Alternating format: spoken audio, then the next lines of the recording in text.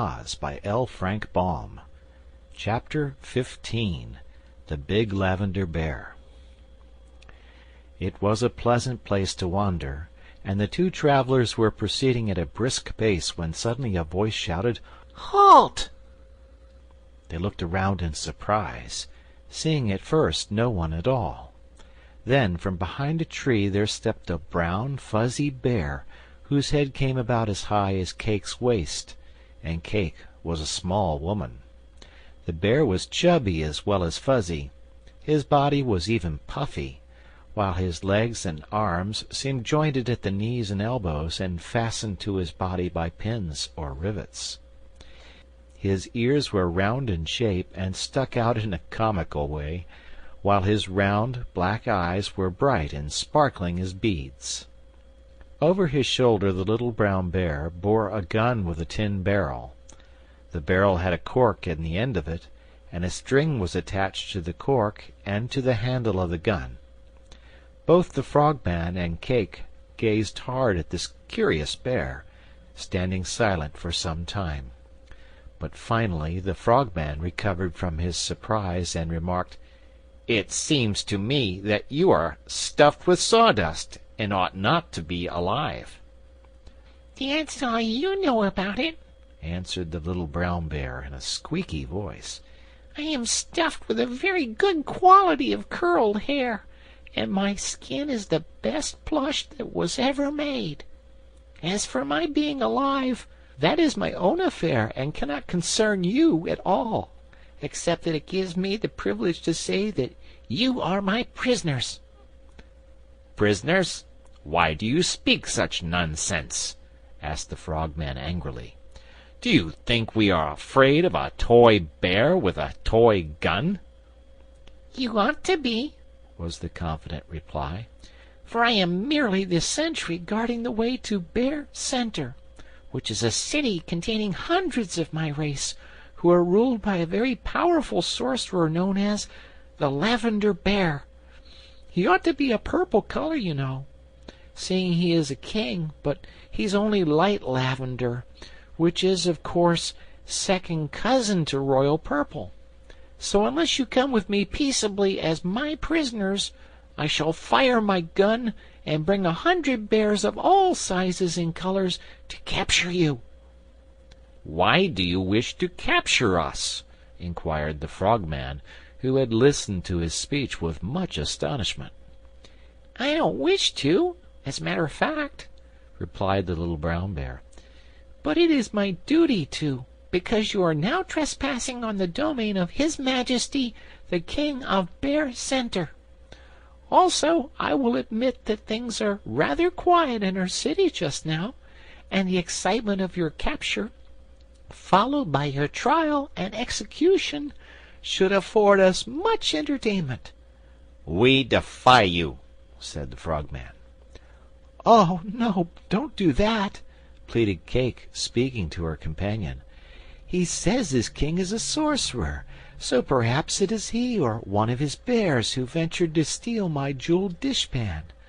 Let us go to the city of the bears and discover if my dishpan is there."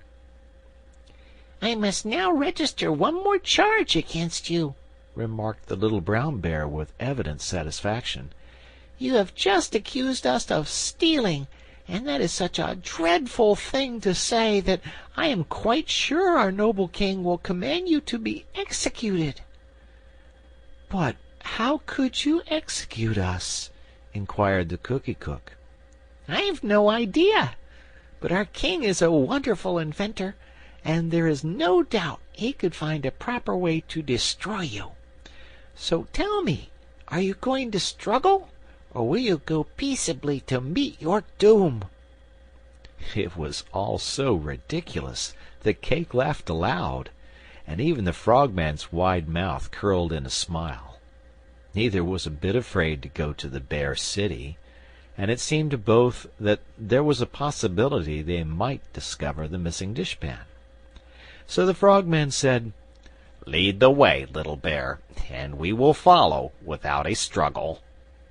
"That's very sensible of you, very sensible indeed," declared the brown bear. So forward, march!" And with the command he turned around and began to waddle along a path that led between the trees. Cake and the Frogman, as they followed their conductor, could scarce forbear laughing at his stiff, awkward manner of walking, and although he moved his stuffy legs fast, his steps were so short that they had to go slowly in order not to run into him. But after a time they reached a large circular space in the center of the forest, which was clear of any stumps or underbrush. The ground was covered by a soft gray moss, pleasant to tread upon. All the trees surrounding the space seemed to be hollow, and had round holes in their trunks, set a little way above the ground, but otherwise there was nothing unusual about the place, and nothing, in the opinion of the prisoners, to indicate a settlement. But the little brown bear said in a proud and impressive voice, although it still squeaked, "This is a wonderful city known to fame as Bear Center." "But there are no houses, there are no bears living here at all!" exclaimed Cake. "Oh, indeed!" retorted their captor, and raising his gun, he pulled the trigger. The cork flew out of the tin barrel with a loud pop, and at once from every hole in every tree within view of the clearing appeared the head of a bear. They were of many colors and of many sizes, but all were made in the same manner as the bear who had met and captured them. At first a chorus of growls arose, and then a sharp voice cried, "What has happened, Corporal Waddle?" "Captives, your majesty," answered the brown bear. "Intruders upon our domain and slanderers of our good name." "Ah, that's important," answered the voice. Then from out of the hollow trees tumbled a whole regiment of stuffed bears, some carrying tin swords, some pop guns, and others long spears with gay ribbons tied to the handles.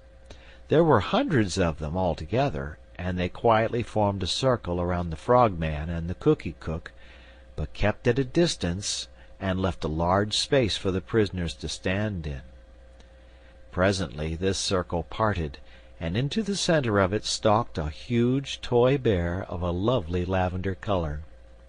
He walked upon his hind legs, as did all the others, and on his head he wore a tin crown set with diamonds and amethysts, while in one paw he carried a short wand of some glittering metal that resembled silver, but wasn't.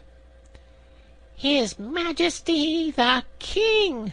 shouted Corporal Waddle, and all the bears bowed low. Some bowed so low that they lost their balance and toppled over, but they soon scrambled up again, and the Lavender King squatted on his haunches before the prisoners and gazed at them steadily with his bright pink eyes. End of chapter.